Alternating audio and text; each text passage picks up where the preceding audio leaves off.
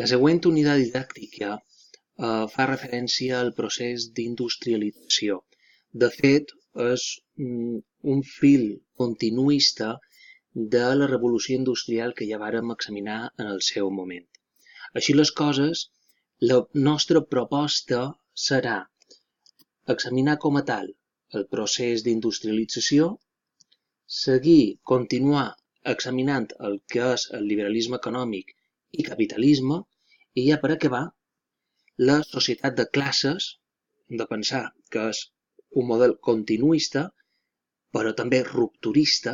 Ja no estem xerrant d'una societat clarament estamental i característica de l'antic règim, i això sí que és un punt novedós, el moviment obrer, conseqüència directa de la revolució industrial i de tot aquest procés d'industrialització. Així ja podem passar a examinar el que és la industrialització com a tal. I en aquest sentit, hem pensat que la industrialització, que ja vàrem veure en el seu moment la seva definició com a tal, no és un procés uniforme. Per tant, hem de xerrar de cercles d'expansió. I en aquest sentit, com bé xerrat, no ens aturarem punt per punt, perquè tampoc no és de l'àmbit ni de la intenció d'aquesta unitat didàctica, però en qualsevol cas, sí mirar molt per damunt els cercles d'expansió. Destacar, com estaven dient, no és un procés uniforme. 1830, Bèlgica, nord de França, Alemanya i Suïssa. Entre els 50 i els 70 afectarà a nous nuclis, nord d'Itàlia, Holanda, Suècia, etc. Però volem destacar el cas d'Espanya. El cas d'Espanya és singular. No afectarà al territori nacional, per entendre'ns, sinó que afectarà concretament a dues regions, és a dir, Catalunya i País Basc. En un altre apartat, podríem englobar els Estats Units.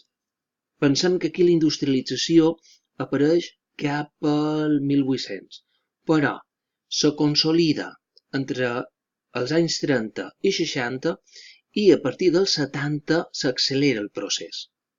I un darrer punt, que seria el Japó, el procés d'industrialització del qual se materialitzarà a partir de la revolució Meiji de l'any 1868. Què passa a partir del 73 i que arribarà al 93? Hi haurà una crisi econòmica. No és tant una crisi econòmica perquè assistim a un procés deflacionari que afectarà a l'economia, però en cap cas afectarà el procés d'industrialització, el procés industrialitzador. Només es ralentitza el procés, però continuarà endavant. Ara, en acabar aquest parèntesi de crisi econòmica, assistim a una nova fase cronològica que abarcarà de 1893 a 1914 i serà un nou període de creixement. I aquí convé subratllar, serà la segona revolució industrial, amb unes característiques pròpies que no només la caracteritzen com a procés, sinó que a més la diferenciaran del procés anterior. En qualsevol cas, sí que hem de destacar que tant els Estats Units com Alemanya i el Japó superaran ara, en aquest nou període, tornem a insistir, segona revolució industrial, superaran ja a Anglaterra. Recordem que va ser la pionera durant molt de temps. Si continuem examinant el procés d'industrialització, quines indústries i canvis, també s'ha de dir, facilitaran l'expansió? Per una banda, la industrialització massiva als nous països industrialitzats.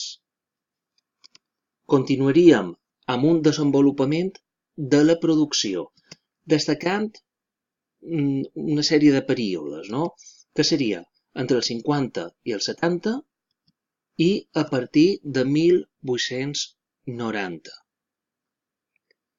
Un tercer punt seria la diversificació industrial. No com a tal, sinó perquè aquesta diversificació creix de manera exponencial i superarà a la produïda durant la primera meitat de segle.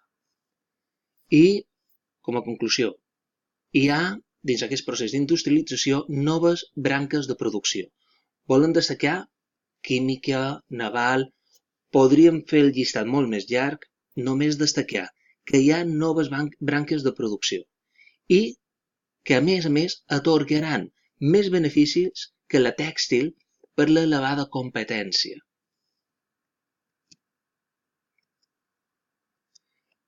Canvis produïts en el període.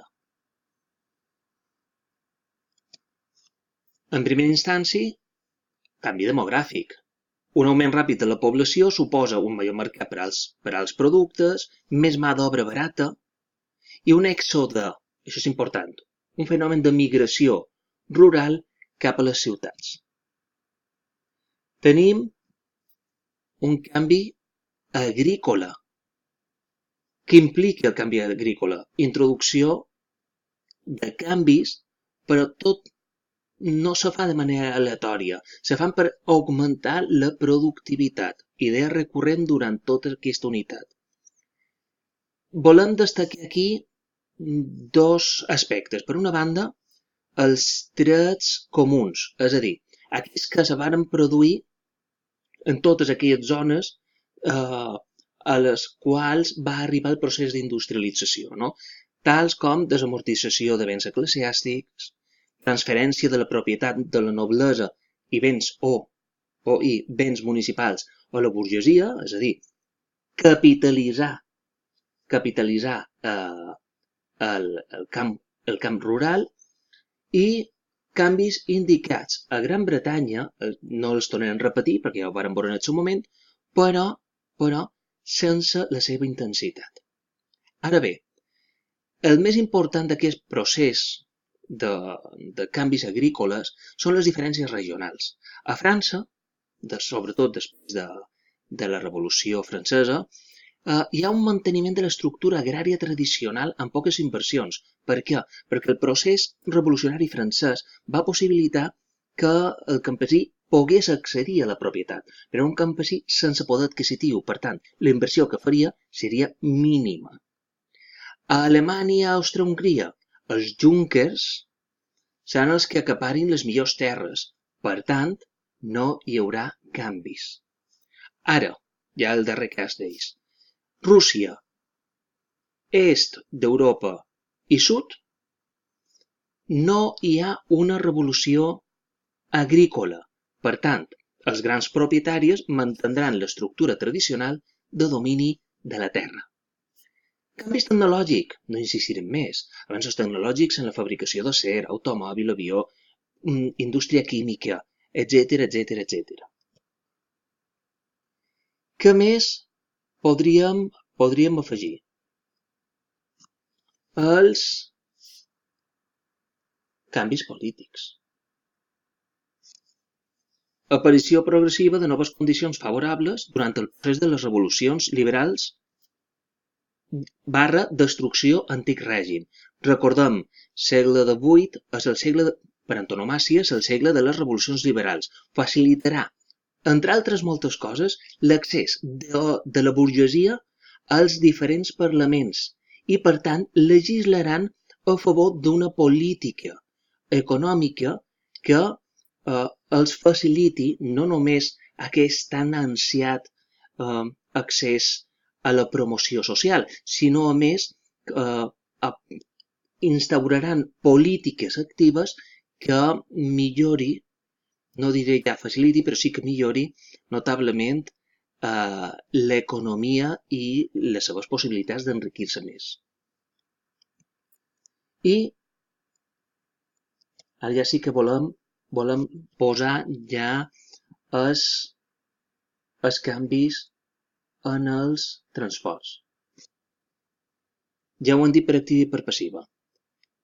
Què és fonamental? El ferrocarril i els vaixells a vapor. Poc a afegir. El triomf del ferrocarril amb la invenció de la locomotora de Stephenson ja cap a l'any 1830 suposarà un transport ràpid, barat, còmode i segur. Permetrà distanciar els focus de matèries primeres amb la indústria i molt més permetrà no tenir l'obligació d'obligar a tenir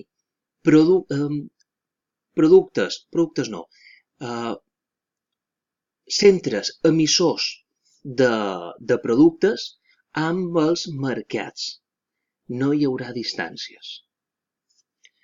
El vaixell de vapor desplaça el veler, una altra obvietat. Romprà la dependència comercial dels béns, la qual cosa permetrà regularitzar el comerç marítim.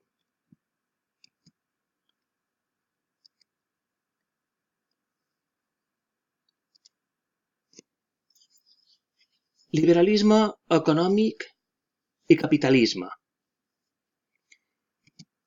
Aquesta presentació la volem fer entorn tres grans blocs. Per una banda, hem de pensar que el liberalisme econòmic està sustentat entorn a aquests tres pilars: llibertat econòmica, mercat i la no intervenció de l'Estat. No és exactament així, no hem de ser tan rigorosos, però se permetrà certa llibertat en els mercats.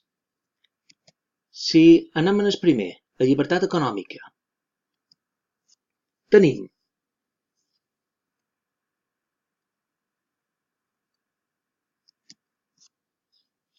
una llibertat econòmica per competir amb altres empreses. Una llibertat econòmica per determinar el preu dels productes. I ja, per acabar, una llibertat econòmica per contractar o engegar els treballadors. Què poden dir del mercat? Del mercat, realment, el que hem de dir és que impera la llei de l'oferta i la demanda. Més productes en el mercat són més econòmics i més possibilitat d'accedir per part de la gent. Menys productes en el mercat, el preu d'aquests pujarà i, òbviament, hi haurà menys gent que pugui accedir a aquest. Per tant, hi haurà un retraïment real dels mercats.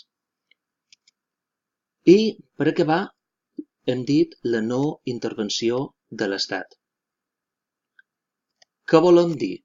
Que només actua, per això estava establint matisos ja des d'un començament, que només actua com a garant de la seguretat i la justícia, però s'ha acabat aquesta intervenció activa. Ens queda únicament fer referència als diferents autors, crítics, intel·lectuals del moment. Són Adam Smith, en Malthus, en David Ricardo i John Stuart Mill, que seran els que veurem a continuació.